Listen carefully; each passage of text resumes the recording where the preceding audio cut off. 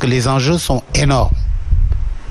Et je l'ai dit l'autre jour, il y a des gens qui sont à l'affût, qui attendent qu'il y ait de la confusion pour venir s'insérer. Et croyez-moi, c'est pas bon ça. C'est pas bon. Ah oui. Je n'en dirai pas plus. Vous savez qu'on rentre dans l'ère du pétrole. C'est très important. C'est très important. Et c'est pour cela qu'il faut réfléchir avant de prendre des décisions. Parce que nous avons des dérives la ñuy xaar pour mën a ñëw insérer wu comme ça c'est passé dans plusieurs pays fu ñu gis pétrole. Mais loolu également il faudrait que ngeen ciy wax pour que sénégalais yi aussi mën a xam à quoi s'attendre. Acteurs politiques yi peut-être am na ñu ci xam dara mais ñu mën a comprendre également ces enjeux, fàtte un peu seen ay ego et puis penser au peuple sénégalais. Ils pensent au peuple sénégalais et qu'ils nous sortent de leurs calculs politiques. Très bien. Des deux camps, hein? Des deux camps, c'est-à-dire quand la majorité et l'opposition. Absolument. Le club des investisseurs sénégalais, alors, on en parle.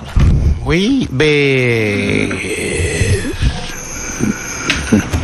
vous permettez qu'avant d'en parler, que je puisse rendre un hommage mérité à mon prédécesseur, qui est Monsieur Babacar Ngom, dont la fille d'ailleurs a eu beaucoup de courage. On aurait dû parler un peu de Anta Babacar, que je félicite pour son courage et pour représenter la jante féminine. Oui. Donc qu'on félicite également. Hein. Bon, alors voilà. Bon, Anta, tu as déjà au moins une voix ici. Hein. Alors, le club, je rends hommage à son père parce que quand même, Babacar a eu le courage de mettre sur place le club des investisseurs parce que, vous le savez, c'est le secteur privé qui doit développer le Sénégal.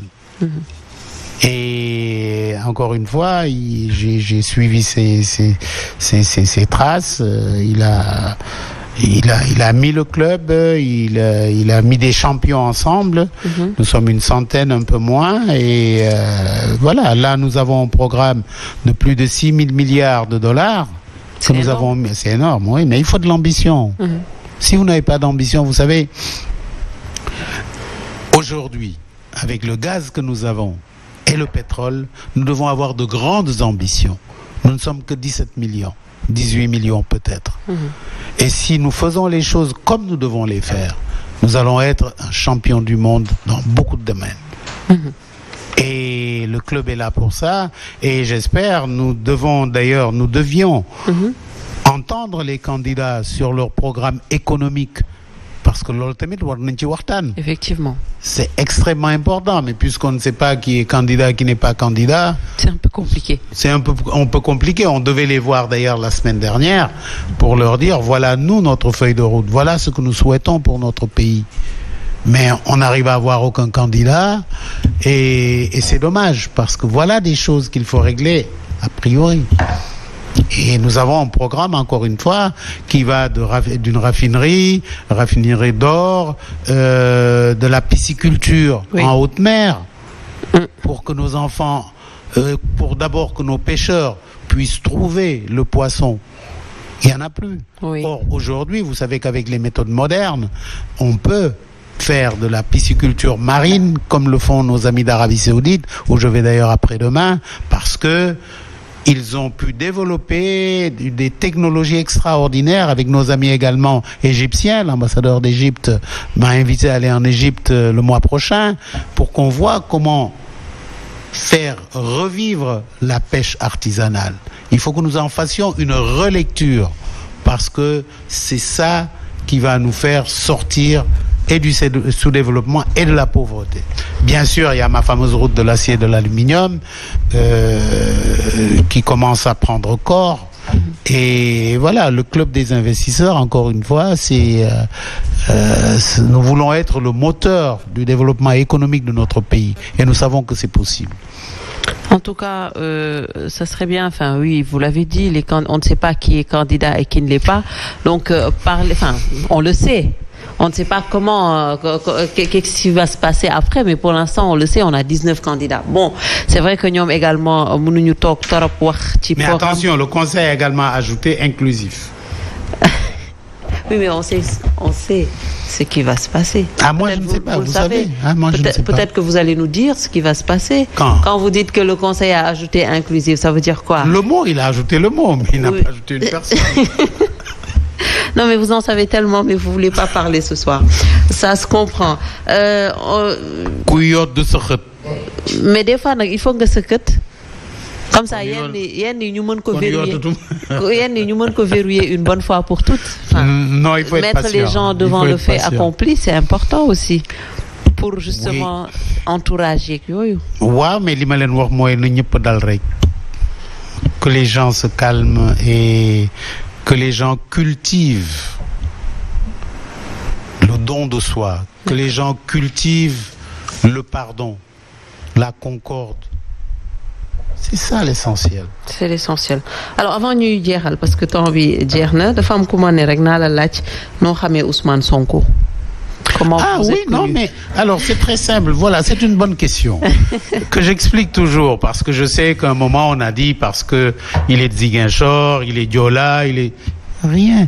La première fois qu'on m'a parlé d'Ousmane Sonko, c'est un de mes membres, mon secrétaire général, monsieur Atab Bodiang, qui doit m'entendre.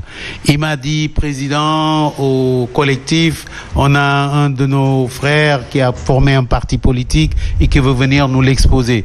Je lui ai dit, il n'en est pas question. La politique ici, au club des au collectif des cadres, nous ne faisons pas de politique. Dis à ton Sonko là d'aller se faire voir ailleurs. C'est Malik Gakou, mon ami Malik, que je salue au passage. Très bien, donc je comprends. C'est lui qui, on avait une réunion chez moi, parce que vous savez que chez moi, c'était le siège de l'opposition pendant les dernières élections. Après une réunion, il m'a dit, mais yo, Pierre, qui? Sambok mi, Sonko, nena bogoko deglou, bogoko qui? Maniga, ah oui, c'est vrai qu'il voulait venir au collectif, mais là, maintenant, puisqu'on est en politique, maniga, bon, Samarak, demain vient à 10h à la maison. On est resté jusqu'à 3h du matin à discuter. Et il m'a convaincu, c'est tout. C'est aussi simple que ça. C'est Malik Gakou qui m'a rentré dans cette affaire. Voilà. D'accord. Donc, mu ngi noonu di ko nuyuwaale moom itamit bu baax le président Malik Gakou, ñoom Ahmed Aïdara, honorable député maire de Guédiawaye. Et puis, merci à vous d'avoir répondu à notre invitation. Mais merci, c'est déjà passé, c'est bien ça. Oui, ça passe vite. Hein. On a fait merci, je vous avais promis que je ferai une sortie avec vous, ma seule d'ailleurs. Hein. Et là, encore une fois, je vous dis, je mets ma médiation ou ma facilitation entre guillemets pendant quelque temps. Les gens ne sont pas d'accord. Hein? Ah oui, mais moi, je suis d'accord.